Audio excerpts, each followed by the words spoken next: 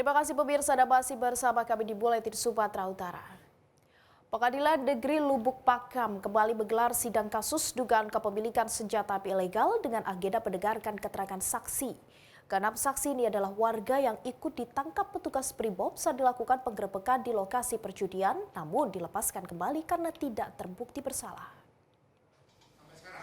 Sidang kasus dugaan kepemilikan senjata api ilegal yang menjerat Edi Suranta Gurusinga kembali digelar di Pengadilan Negeri Lubuk Pakam dengan agenda mendengarkan saksi yang meringankan terdakwa.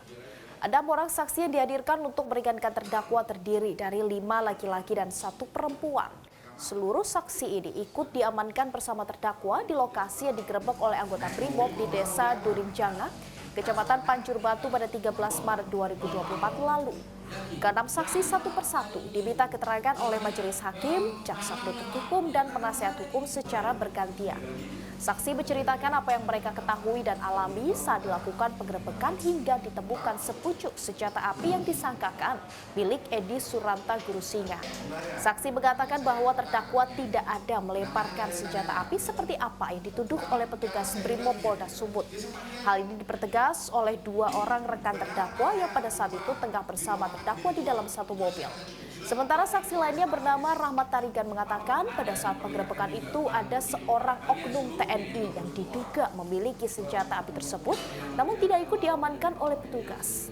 Sementara itu sidang kepemilikan senjata api ilegal Edi Suranta Gurusinga ditunda hingga pekan depan dan rencananya penasihat hukum terdakwa akan menghadirkan saksi ahli terkait pemeriksaan senjata api sebagai alat bukti.